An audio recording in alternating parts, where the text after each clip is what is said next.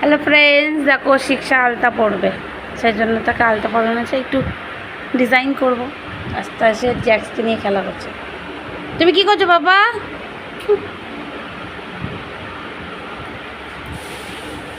এই Jacks, Jacks আয় আয় আয়, দেখি একটু ডিজাইন করবো।